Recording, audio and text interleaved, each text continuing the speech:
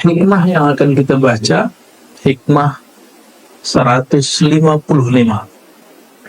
Hazzun nafsi. Jadi Ibn Athaillah mengatakan hazzun nafsi fil ma'asiyati zahirun jali. Kecenderungan diri, jiwa, nafs fil ma'asiyati, dalam bermaksiat, zahirun jali, zahir dan jelas. Benar Pak ya? Bapak kan sudah seumur ayahnya dia nih. Tapi kalau ketemu gadis cantik, tertarik gak Pak matanya? Matanya doang. Bener Pak ya? Sama kita Pak. Sama kita. Normal. Zahirun jali. Zahir dan jelas. Sama Bapak, ibu juga begitu. Kalau melihat yang masih cakep gitu, muda, itu matanya tertarik, padahal itu normal. Secara manusiawi, zahirun jali, zahir dan jelas. Nah, apalagi kalau duit matanya, duit yang warnanya merah itu berapa tuh Pak? 100. Matanya langsung merah ya. Itu langsung hijau. Benar. Sama, saya juga begitu Pak, sama. Mau ustadz, nggak ustadz sama. Bedanya ada orang yang di kolbunya tidak ada cinta dunia, dia hanya tertarik kepada uang itu ketika dia butuh untuk keperluan duniawi aja. Di luar itu udah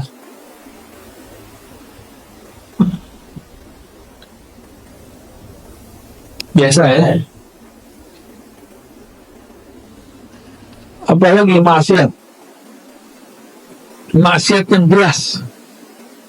Ini sebut aja nih. Kalau ada seliuran di handphone kita, sesuatu yang seksi-seksi, kita tertarik nggak rukanya? Walaupun kopiahnya putih-putih gini Pak, dalamnya hitam juga. Sama. Sama semua. Bapak jangan kira nafsu saya lebih lemah dari Bapak, nafsu saya lebih besar. Kayak saya lebih muda.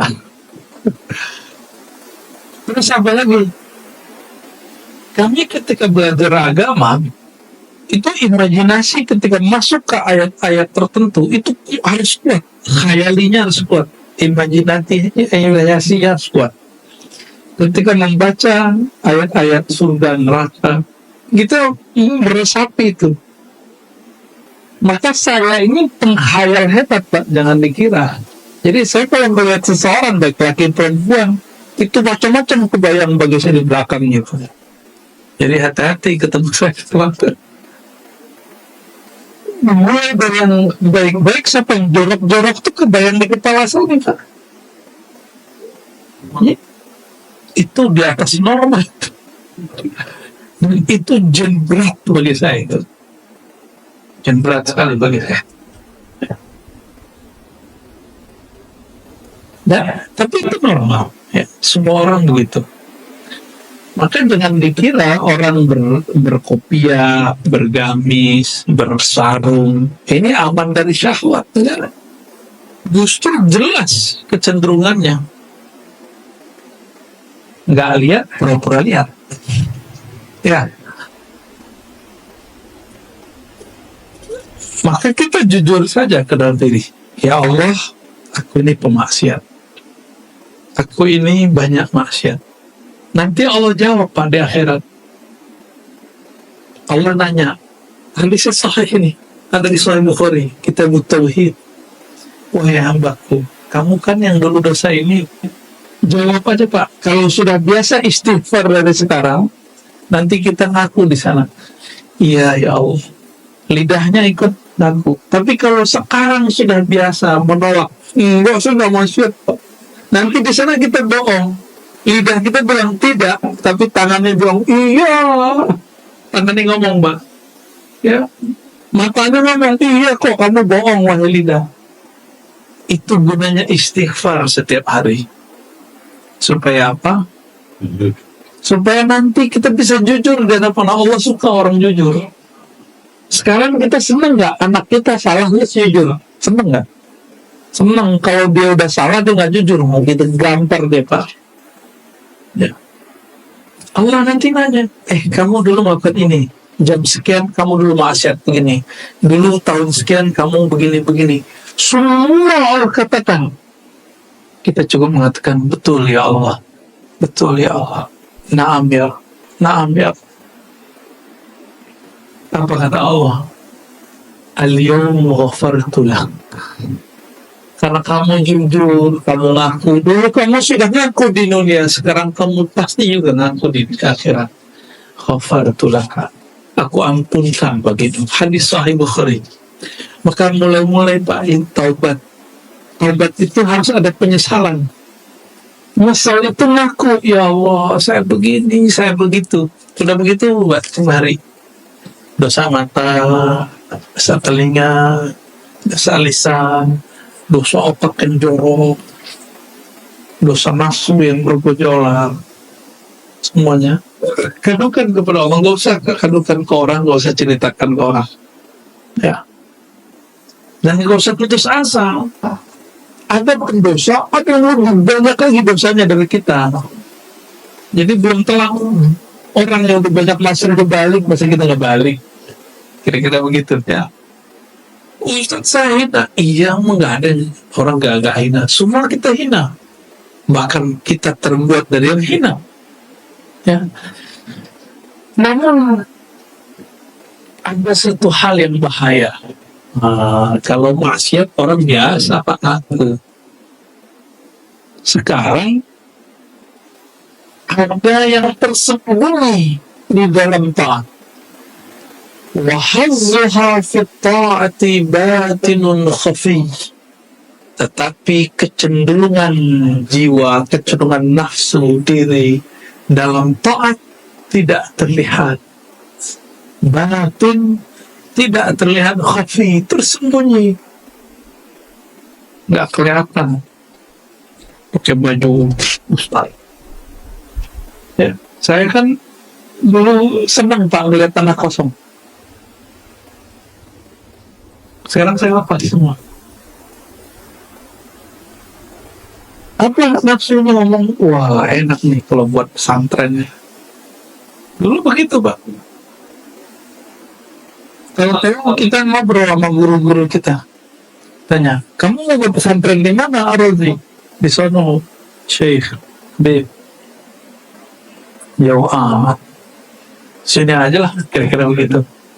Langsung hilang tuh Pak, cinta sama tanah itu. Udah, kita tunggu event, kita kemudian mengatakan kepada teman-teman di yayasan, Pak, saya mau mengundurkan diri. Gitu. Hilang minat saya sama tanah. Jadi sama, ustaz sama kontraktor mirip Pak. Kalau kontraktor melihat tanah kosong ingin buat proyek-proyek, sama nggak jauh beda. Bedanya kalau saya ustaz, saya ngomongnya, ayo beramal, kita bangun masjid. Masjidnya buat kita. Ayo beramal, kita bangun pesantren. Tapi pesantrennya memperkaya diri. Belum selesai pesantrennya, lihat lagi tanah di sampingnya. Ayo jamaah, ayo kita bebaskan tanah. Tuh nafsu lagi. Beramal fisabilillah, yang menyebut nama Allah, ya. Ternyata intinya nafsu dia. Dan itu banyak di setiap tempat, di setiap masalah. Apalagi nyebut-nyebut nama Allah, aduh memalukan itu, ya. Kalau mau besarin pesantren, besarin aja sendiri. Benerin dulu kalbunya. Benar nggak berjuang untuk Allah atau ingin nafsunya ingin dibesar? Kalau pakai nafsu, ada selesai-selesainya nggak? Nggak selesai. Maka coba Pak, kalau sesekali jalan ke pesantren-pesantren, ya, udah luas nih pesantrennya, masih pengen diperluas, itu udah pakai nafsu udah. Jadi itu terjadi tidak hanya di kalangan orang-orang yang umum. Ya. Itu baru contoh kasus pada diri saya. Ada yang lain. Baca Quran, pengen diperhatikan orang. Namanya riya. Riya ini beragam. Pernah dulu, nih saya cerita saja Pak, biar orang nggak tersinggung ya. Nih aku cerita ke orang lain, kan nanti orang tersinggung. Ini cerita saya sendiri. Dulu kalau mimpin sholat, saya bagus-bagusin, mirip-miripin sama Syekh Sudais. Serius Pak, serius. Biar apa?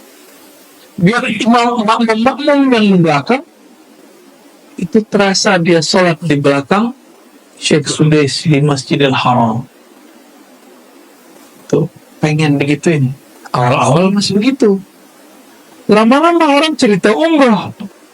Pas pimpin sholat, kayak Syekh Sudais lagi biar nanti ada yang kangen Mekah Madinah, kita diajak umrah majamaah.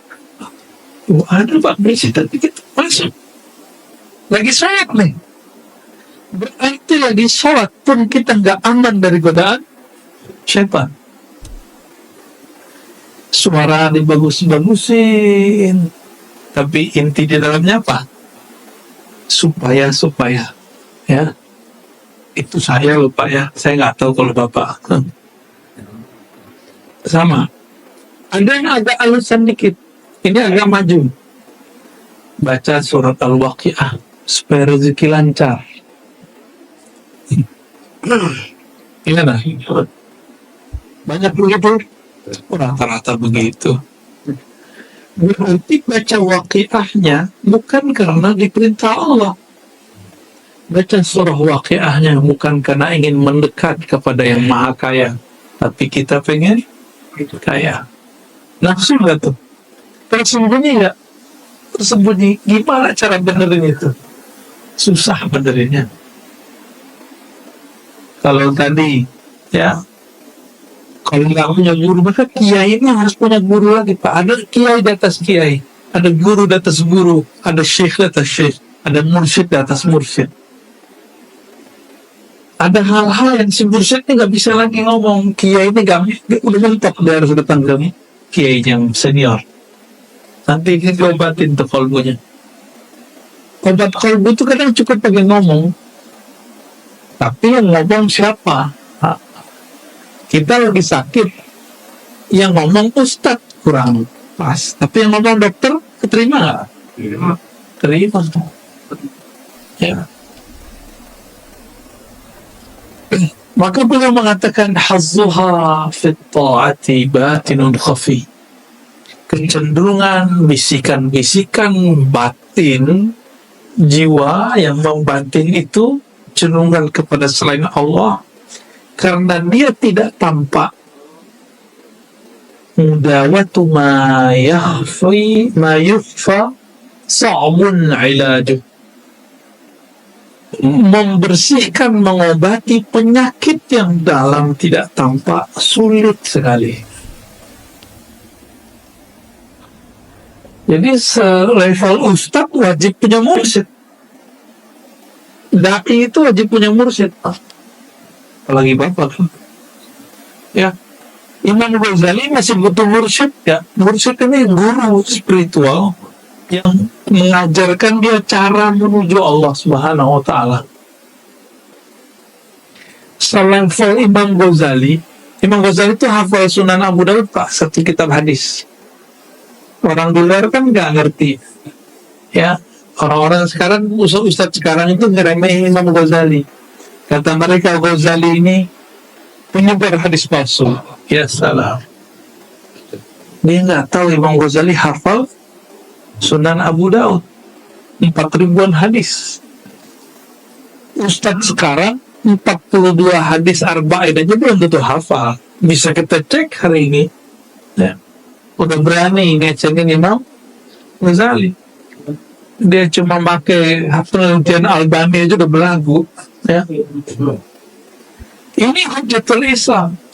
Imam Ghazali itu ahli hadis tapi bukan ahli riwayat, ahli hafal matang saja. Dulu disebut dengan fuqaha. Jadi ahli hadis metode ahli fikih, hafal cuma teksnya, tapi tidak hafal sumber-sumbernya. Syaratnya itu beliau tidak mendalami. Apa kata Imam Zahabi? Seandainya Imam Ghazali mendalami hadis, maka dia akan melewati kita semua. Imam Ghazali itu cuma beberapa tahun, gak nyampe 10 tahun sebelum wafat, belajar hadis lagi. Waktu muda belajar hadis, lalu jadi usul fikih, filsafat, tobat jadi sufi, belajar hadis lagi. Jadi ilmu tasawuf dan hadis ini gak bertentangan. Itu mereka barengan jalannya. Loh, kok bisa begitu? Emang begitu. Hadis itu diambil dari hadis itu dari Rasulullah. Ya? Tasawuf ajarannya Rasulullah mesti lewat hadis. Maka tidak ada amalan sufi kecuali ada dalilnya dalam hadis Nabi Sallallahu Alaihi Wasallam. Kan sekarang orang malu Pak nyebut tasawuf. Cuma saya aja yang nggak malu. Sebenarnya bukan nggak malu, malu juga karena Bapak ini malu disebut tasawuf, malu disebut sufi. Tapi telinga saya udah saya tebelin Pak, hidung saya sudah saya butain, nggak mencium-cium bau-bau orang hujat apa gitu, saya nggak ada urusan. Ya, karena kita sudah berpikir lama. Kalau begini para dai, ini dai-dai pada takut ngajar hikam, takut nyebut kata tasawuf, tarekat sufi, takut dihujat jamaah, takut ditinggal jamaah. Loh, kalau ustaz ngikutin selera jamaah, terus jamaah ngikutin selera siapa dong? Kalau ustaz takut ditinggal jamaah, terus jamaah nasibnya gimana Pak? Kapan jamaah ini mengenal Allah? Ya kan? Kalau ustaz tidak bisa menjadi influencer, tidak bisa mempengaruhi umat, malah dipengaruhi oleh umatnya, kapan dia jadi pemimpin? Maka saya pasang badan aja Pak. Gimana? Mau ngebantu saya nggak Pak? Siap nggak? Kalau ya kita jadwalin di sini. Minta mulu kan? Ya, minta terus nih. Insya Allah nanti kita cari waktunya di sini. Tapi harus siap pasang badan bahwa kita ahlu sunnah, akidah ahlu sunnah, manhajnya Asy'ariyah Maturidiyah. Ya, bersanad kepada Rasulullah, bermazhab Syafi'i, dan yang ketiga bertasawuf. Kalau enggak, berarti bukan teman saya, udah. Ya. Mau saya jalan sendiri aja. Harus ada keberanian gitu Pak sekarang. Karena kalau mau jadi ulama, innama yakhsyallaha min ibadihi ulama, surat Fatir ayat 28. Yang takut kepada Allah hanya di situ. Hanya ulama. Mau menjadi ulama tanpa bisa baca kitab, takut kepada Allah.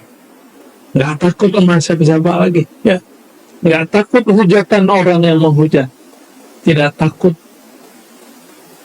bully orang yang membuli. Ini dibully dikit, mukanya langsung panas. Ya. Dibully dikit di masjid, ngurus masjid emosi. Biasa aja Pak ngurus. Ya, biasa aja kita. Santai aja Pak, santuy kata anak hari ini.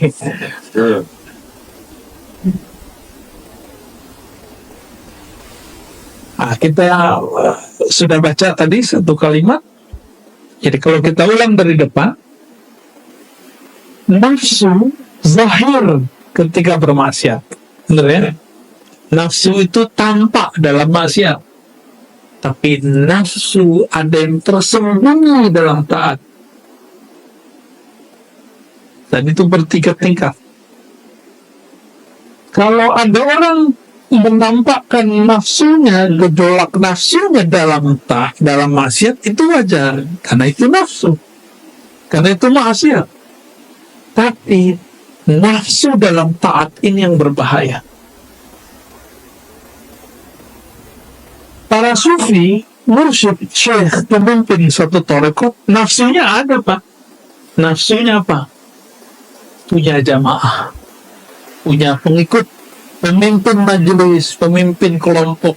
Itu hijabnya dia, penghalang dia sampai kepada Allah itu jamaahnya sendiri. Ini kita kasih tahu ya. Maksud saya apa? Ilmu kan luas. Suatu tarekat ini kan cuma satu metode. Mungkinkah dia menemukan metode zikir yang lebih canggih dari metode zikir yang dia pelajari dulu? Mungkin nggak? Mungkin.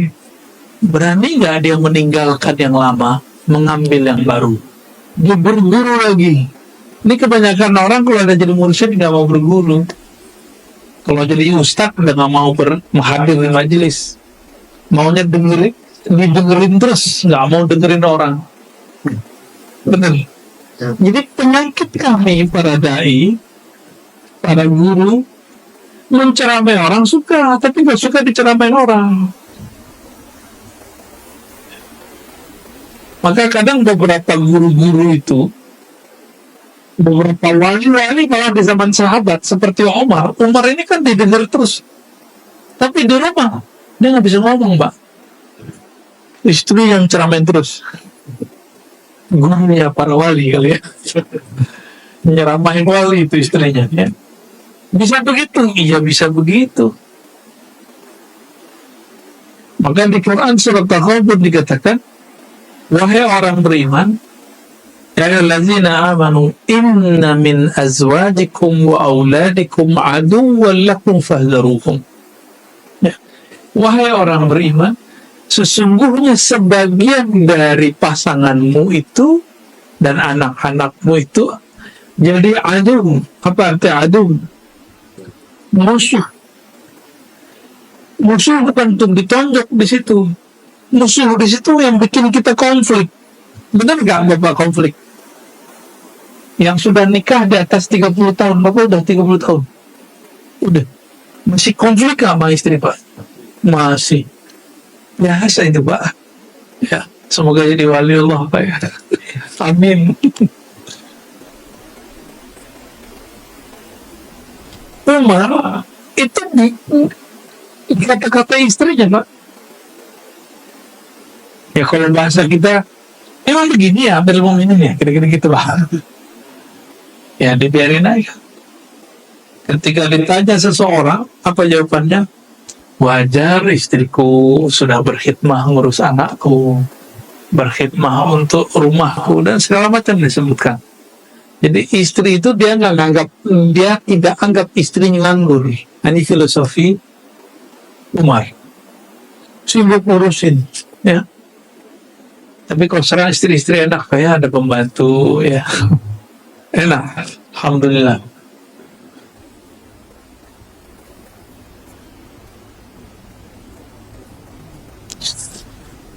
Meninggalkan hasrat dalam maksiat mudah, tapi meninggalkan hasrat dalam taat itu susah. Bapak sholat, nafsu banget, saf pertama nih, pakai nafsu enggak? Pakai nafsu, Pak. Sebagian saya lihat ini, mohon maaf ya, bukan jadi curi. Energi kolbu itu kan terasa sama kita. Ada yang kalau saf pertama itu pakai nafsu. Pakai nafsu.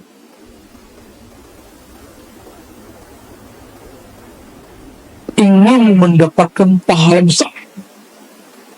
Ingin menunjukkan kepada orang, beginilah Islam yang benar. Wah, kayaknya dia bisa menafsirkan Islam ya. Jadi orang-orang, dia menganggap dirinya agen Islam. Nah, orang tua begini, jika ada orang mengkritisi dia akan menganggap ente mengkritisi Islam. Padahal yang dikritisi dia. Nafsu dalam taat ini bisa berbentuk dalam pendalilan. Saya baca dalil nih. Lalu saya fahami, lalu kita jelaskan. Ketika saya menjelaskan, ada perasaan merasa benar. Dikritik seseorang, nggak terima. Atau orang berbeda sama dia nggak terima. Lalu kemudian nggak terimanya dengan mohon, kamu tidak ikut kitab Allah dan Rasulnya. Nah, ini orang sudah mencoba mensabotase kitabullah. Bedakan ayat dengan pemahaman terhadap ayat. Ya. Yang sering kita sudah sebut banyak hal ya. Pemahaman terhadap ayat bukanlah ayat. Bisa diulangi? Pemahaman terhadap ayat bukanlah ayat. Pemahaman terhadap hadis bukanlah hadis. Maka kalau dikritisi pemahamannya, jangan marah. Berbeda faham pemahamannya, jangan marah. Ya.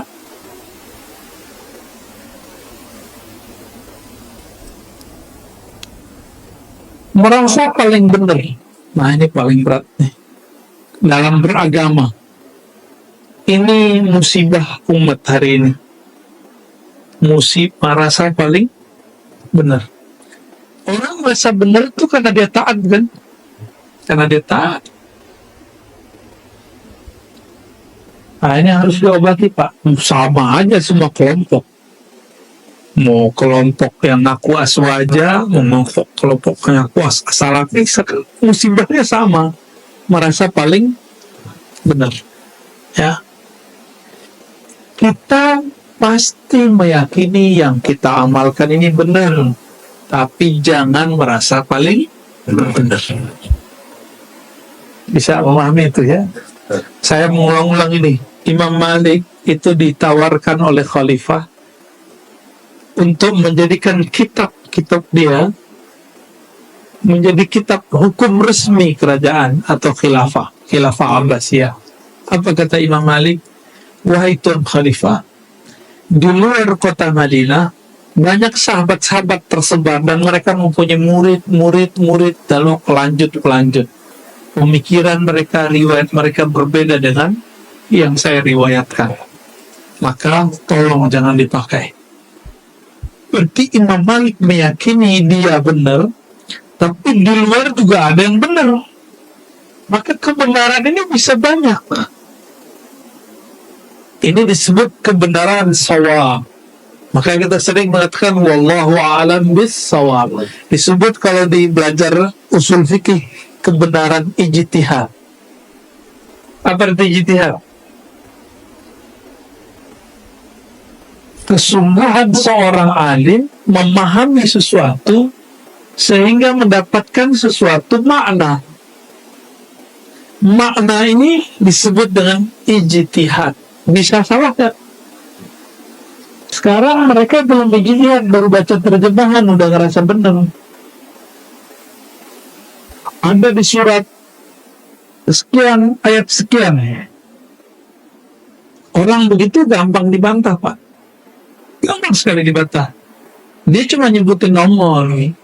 Kita tanya, bacain dong ayatnya. Kalau Bapak bisa bahasa Arab ya, bacain dong ayatnya. Atau bacain ayatnya.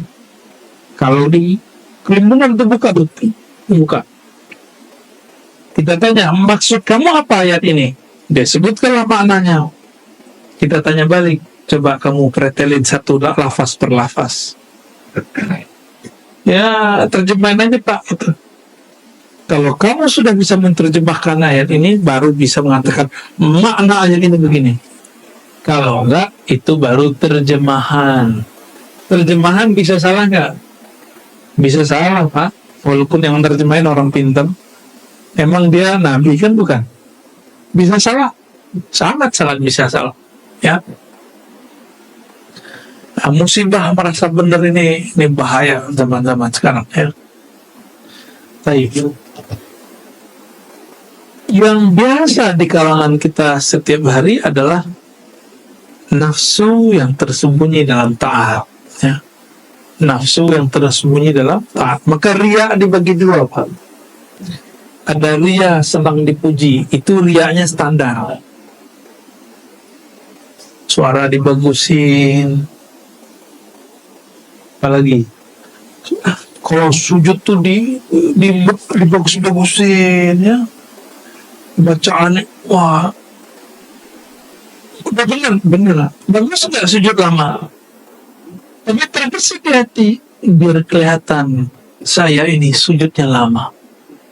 Kalau tidak terbesit itu baca langsung auzubillah walaupun di dalam sujud.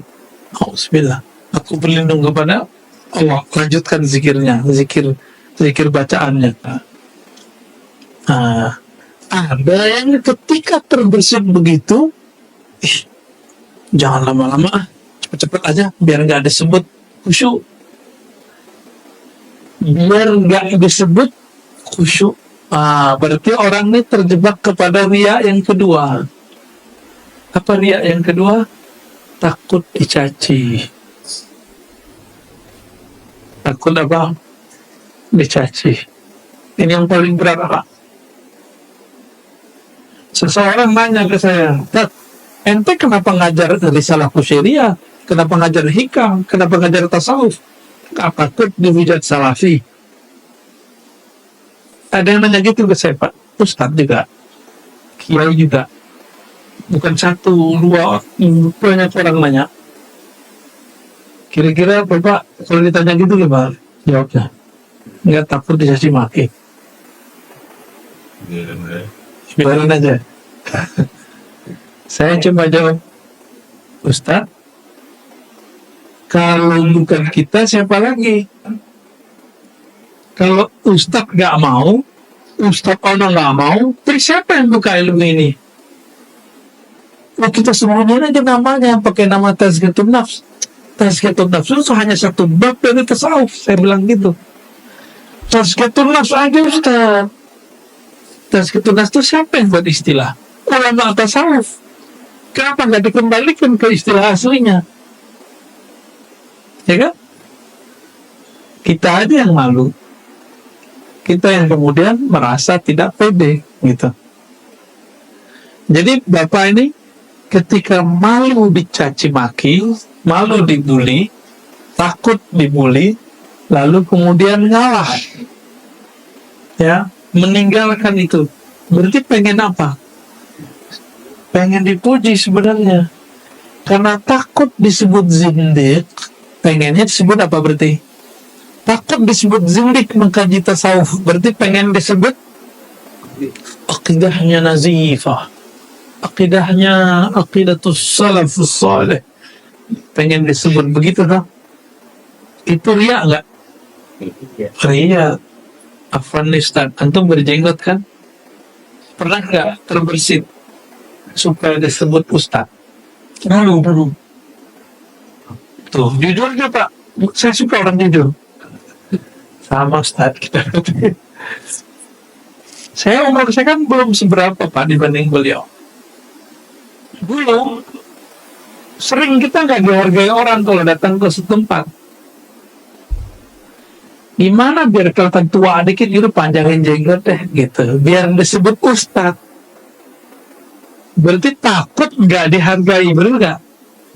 Nah, tapi sebelum itu, saya bukan karena itu Ustaz. Saya melihara jenggot supaya disebut salaf. Ini jujur loh ya.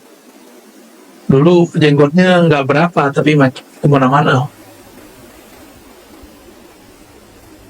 Kapan itu berubah? Ketika saya punya seorang dosen yang saya antar setiap seminggu sekali. Dia tanya ya betul, limadha la tutilu lihyatak? Limadha la tu'fi lihyatak? Kenapa engkau tidak membiarkan jenggotmu panjang? Karena engkau mengajar di satu komunitas yang komunitasnya mereka memanjangkan jenggot. Enggak takut dicaci maki. Hal la takhafu lawmata la'im. Itu kita pakai ayat Quran tuh bahasanya. Dan lihatlah saya dia pegang bahasa itu. Ar-Razi, saya kalau manjangin jenggot bukan karena ente. Bukan karena saya pengen disebut salaf. Bukan saya pengen disebut Ustaz, Kiai, Syekh, tapi saya memanjangkan jenggot karena mengikuti Rasulullah. Gitu jawabannya. Oh, itu langsung tercambut itu dalam hati saya dulu. Kalau berjenggot biar disebut manhajnya sama dengan yang di seberang sana. Saya dulu begitu. Tapi alhamdulillah Allah kemudian luruskan kolbu. Nah, ini masuk ke dalam apa? Nafsu yang tersembunyi. Sulit untuk dibenerin itu. Sulit untuk benerin itu. Ya. Ustaz nih pegang tasbih. Mana? Biar nggak disebut ahli bid'ah. Berarti pengen disebut ahli sunnah. Pria nggak? Pria juga. Jadi orang-orang kadang-kadang terjebak di situ, Pak.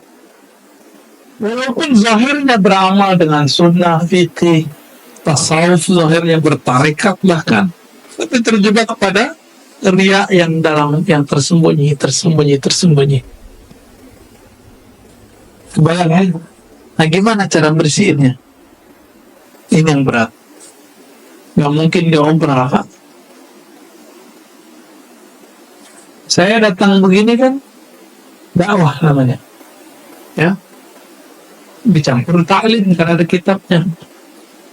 Untuk mengobati kolbu gak cukup dengan dakwah dan ta'lim. Ada namanya ilaj atau takwin, pembentukan jiwa. Dan itu harus jalur thariqah. Ada metode, thariqah itu artinya metode. Ada metodologisnya. Ada caranya. Zikirnya ada, zikirnya bukan zikir zahir lagi, zikirnya sudah masuk ke alam rohani. Dia akan bisa seperti seorang dokter ahli bedah, dia membedah, dia bedah di dalam, nanti dia bersihin. Itu bisa. Cuma itu tidak bisa kita bagikan secara umum. Ya. Imam Ghazali 10 tahun dia bersihin kalbunya. Di mana dia tinggal? Dia tinggal di menara. Ujian paling berat dia apa? Ketika kitab yang dia pakai diajarkan di masjid tempat dia berkhalwat. Kayak bapak sekarang nih. Ada Ibnu Athaillah. Bapak nih Ibnu Athaillah. Misalnya gitu. Saya ngajar kitab Ibnu Athaillah. Tapi saya nggak ngerti siapa yang ngarang. Itu ujian paling berat. Kitabku diajarkan. Gitu. Merasanya tuh girang. Tapi kalau mau girang, ini ilmu dariku atau dari Allah? Kalau ada ilmu kita dapatkan, itu dari kita atau dari Allah? Ya, lebih mulia ilmu atau harta? Oke. Kalau Bapak bagi-bagi harta, oke, itu lebih mulia nggak dari bagi ilmu? Mana yang lebih tinggi?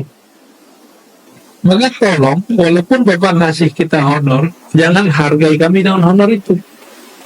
Ya, saya tersinggung, Pak.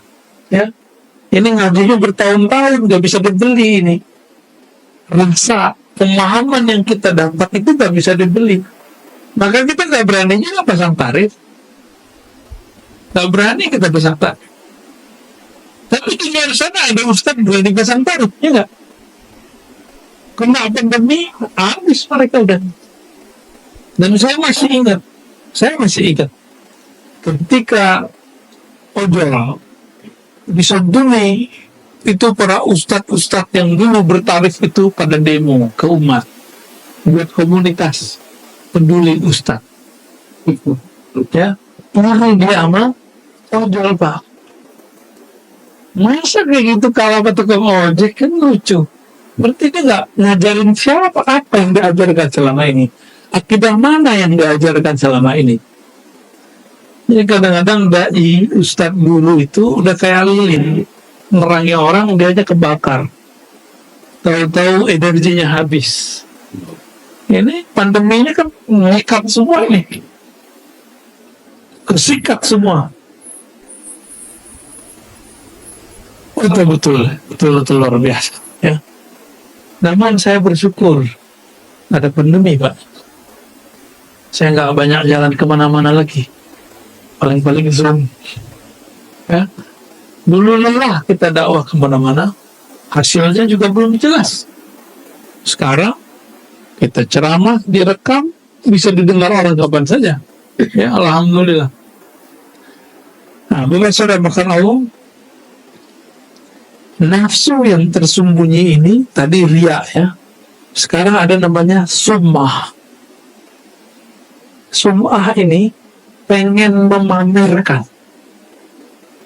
Kalau zaman dulu memamerkan cuma satu model lewat fisik, lisankah, penampilankah. Contohnya nih, bapaknya tadi tahajud ya. Terus siang-siang lagi ta'lim ngantuk-ngantuk. Ya nih, afwan Ustaz ya. Afu Ustaz. Ini malam tadi bangun jam 3 Ustaz. Tahajud. Keluar deh sum'ah. Tentu sebenarnya salahnya dia ngomong gitu. Nggak salah. Cuma di hatinya dia pengen ngasih tahu bahwa saya tahajud loh malam tadi. Enggak. Itu setan gampang sekali. Setan tuh narik-narik begitu, Pak. Ada seorang murid datang kepada Imam Salafus Saleh, Imam Abu Yazid Al-Bustami. Saya pernah cerita itu. Ya. Apa kata beliau? Ya Sidi Syekh Bayazid, sumtu 20 sana. Aku telah puasa 20 tahun. Kata si orang ini. Ini Pak, ulama hebat. Apa kata Abu Yazid? La aftarta. Engkau baru saja berbuka. Berbuka dengan apa? Puasa itu kan menahan. Apa yang ditahan? Bukan hanya lapar dan haus, tapi menahan yang tadi itu. Nah, Bapak ini diam-diam di rumah bisa melakukan puasa itu. Berarti dari kita buka dikit tarikotnya, Pak. Puasanya sudah sampai ke puasa apa? Puasa jiwa. Jiwa ini bergejolak terus, pengen tampil. Ya, ini bangun masjid nih. Pendirinya atau pengurus awalnya yang berjasa ngurus notaris. Sekarang Bapak nggak dengerin dia. Nanti dia akan ngomong ke orang lain. Tahu nggak ente? Itu kalau nggak ada saya nggak jadi di masjid. Batal. Pahala yang selama ini dia kumpulkan batal, Pak. Harus segera tobat tuh supaya Allah kembalikan. Ada nggak orang ngomong begitu? Banyak, bukan ada lagi, Pak. Di setiap pembangunan masjid kita menyaksikan dan mendengar itu. Rumah saya kan kampus masjid, pesantren, kampus pajib pesantren. Pesantren juga begitu. Yayasan orang-orang yayasan itu ngomong gitu. Kalau bukan karena saya si Kia itu nggak jadi orang, ya salah. Gitu mereka. Kita ketemu orang-orang selebritas, sama. Itu si artis itu kalau bukan saya yang majuin dia nggak terkenal. Ternyata di semua ini ada terjadi begitu. Guru, nah guru agama yang paling berat. Ada muridnya terkenal, baca Qurannya bagus, taklimnya luar biasa. Apa kata si guru? Kalau bukan saya yang ngajar dia nggak jadi orang. Itu setan gilanya bukan main. Berapa lama itu? Itu bisa 15 tahun, 20 tahun. Muridnya baru jadi orang. Selama 20 tahun itu dia bisa memendam. Tapi nggak tahan melihat orang ini sukses. Kalau bukan karena saya nggak jadi itu. Girang Pak setan. Nah ini yang disebut nafsu yang tersembunyi. Susah benarnya. Ini yang dimaksud Nabi. Walladzi la ilaha ghairuh, demi zat yang tiada yang berhak disembah selainnya. Ya. Inna ahadakum la ya'mal bi'amali ahli jannah. Kamu ini ada yang beramal seperti ahli surga, guru kayaknya soleh, beramal kayak soleh, bangun masjid di mana-mana, ya, ngurusin masjid bertahun-tahun, dakwah bertahun-tahun, tapi apa masalahnya? Yasbiqu alal kitab, ada ketentuan kitab. Apa ketentuan kitab? Orang yang hanya sibuk beramal zahir, tidak beramal dengan kolbunya, dengan batinnya, yasbiqu alal kitab, ada ketentuan kitab bahwa dia su'ul khatimah. Itu maksud hadisnya. Maka ketika dia sakarat, badannya sudah lemah, lidahnya keluh, hafalannya hilang, apa yang terjadi? Keluarlah semua kotoran-kotoran yang selama ini numpuk di kolbunya. Ngomong apa yang sebutin jasa-jasanya semua. Dia hujatlah orang yang tadinya dia tahan-tahan. Dia rendahkan orang yang tadinya dia rendahkan secara hati tapi dia nggak keluarkan. Nauzubillah min dzalik. Dalam saat yang sekejap itu, sejenak itu, sesaat itu, dia mati. Bahaya nggak, Pak? Ya. Ada orang menyembunyikan nafsu syahwatnya dalam taat. Dia nggak ngaku, jujur aja sih kepada Allah kalau dia bayi nafsunya gede. Sebelum meninggal, dia kayak ngeliat orang yang minum khamar tuh keren, tapi malu gitu. Bersisa itu Pak orangnya. Bersisa itu 500 tahun dia beribadah. Itu muridnya, kalau dia ngomong cukup naik Pak semua. Cukup dengan tangan begini deh. Naik semua. Berlapis-lapis ke atas. Nanti ada masanya begitu lagi Pak. Sekarang belum. Namun dalam ketaatan yang berlipat-lipat itu, dia lupa satu hal itu di kolbunya. Pribadi tobat tidak ada. Dia rajin sholat, rajin zikir, tapi di kolbunya nggak ada rasa tobat. Ya, saya ngelihat ada orang tobat hari ini, tapi lupa tobat batinnya. Ya, banyak nih yang artis-artis nih. Terus ngomong, saya doakan kalian husnul khotimah. Dia lupa mendoakan dirinya husnul khotimah. Nah, ini udah banyak hari ini, ya. Nah, maka kesimpulan kajian kita pada pagi ini, Bapak Saudara sahabat yang dimuliakan Allah, mari kita kalau berjuang melawan nafsu itu tidak hanya yang zahir, tapi juga yang batin. Karena yang batin itu tidak tampak, maka membersihkannya pun juga susah. Oleh karena itu, untuk membersihkannya mesti kepada ahli yang mengerti bab yang batin. Ustadz itu seperti dokter, ada ustadz yang umum, ada dokter yang umum. Spesialis, ada dokter spesialis, ada juga guru spesialis. Guru yang dengan izin Allah, Allah izinkan kalamnya, kata-katanya, sikapnya menyembuhkan penyakit dalam qalbi. Temuilah guru-guru seperti itu, hukumnya wajib, bukan sunnah. Hukumnya wajib. Kenapa? Itu taruhan kita. Hidup husnul khatimah atau su'ul khatimah. Baik ujungnya atau tidak baik ujungnya. Jadi orang-orang yang belum tersentuh lama Allah di kolbunya ini belum bergetar, saya nggak jamin Pak di akhirat nanti dia gimana. Mati aja dia susah, ya. Tapi kalau sekali nama Allah bergetar masuk ke dalam kolbu, selama-lamanya dia tidak akan pernah lupa. Nanti rasa getaran itu akan dia bawa saat dia berpulang kepada Allah Subhanahu wa Ta'ala. Jadi sholat itu jangan hanya fisik Pak, tapi batin kita. Karena batin inilah yang pulang. Ruh itu yang berpulang. Mulailah ibadah dengan ruh. Mulai ibadah dengan kolbu. Janganlah hanya sibuk di fisik. Kalau ibadah fisik capek, antum akan kecapean terus. Ya. Seumuran Bapak nggak usah ngapal banyak-banyak lagi. Isi ya yang dipahami. Tapi yang masih muda-muda ayo ngapal. Kita ngapal terus. Ya. Baik, kira-kira itu cukup.